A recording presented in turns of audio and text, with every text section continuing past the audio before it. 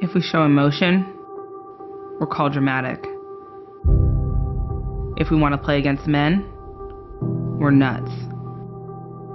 If we dream of equal opportunity, delusional. And if we want to be an athlete and a mother, well, that's just crazy. No, seriously, it's not a good idea. Believe in something. Even if it means sacrificing everything. Like maybe your contract, your pay, even if you have to watch them roll out an ad campaign praising women like you and preaching the importance of taking a stand. Pro sports and motherhood? That's just crazy. The sports industry allows for men to have a full career, and when a woman decides to have a baby, it pushes women out at their prime. I'm Alicia Montano.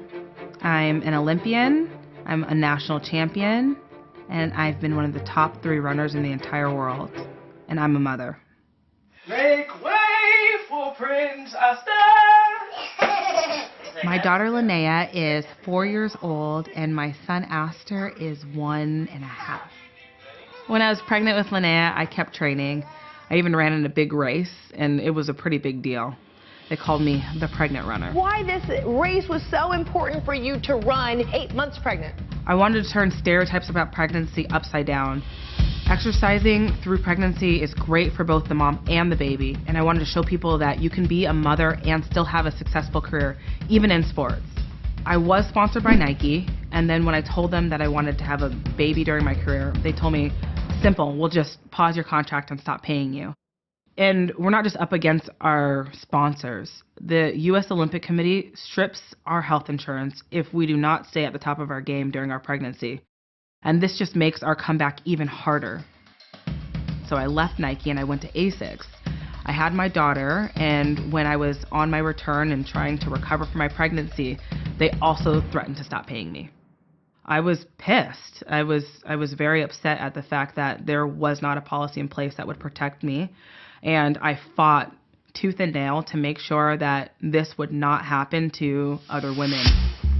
I started a maternity leave legislation so we would not lose our health insurance. I taped my abs together because they were torn apart. I wore a brace as I'd go and I'd lift to come back within their time frame that they were expected of me. They weren't sure if I was going to be able to return after my pregnancy.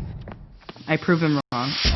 I won a national championships at 6 months postpartum. I won another national championship at 10 months postpartum while still nursing my baby girl.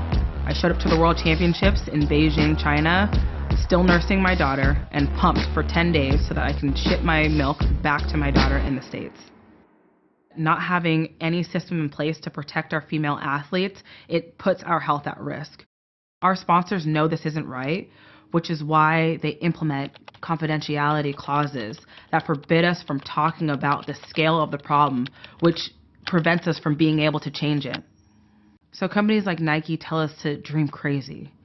We say, how about you stop treating our pregnancies like injuries? Then they tell us to believe in something. We say, how about maternity leave? How about when you tell my daughter she can achieve anything, you back it up?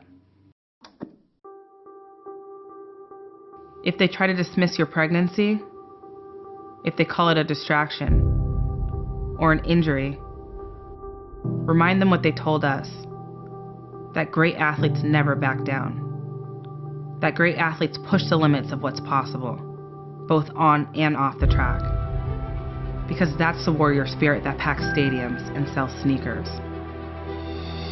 We're the ones who decide what dreams are crazy and what dreams make perfect sense. And we're the ones who tell our daughters the difference between dreams and advertising. Who knows? Maybe being a mother and a champion was a crazy dream, but it didn't have to be. So come on, Nike. When are you going to start dreaming crazy?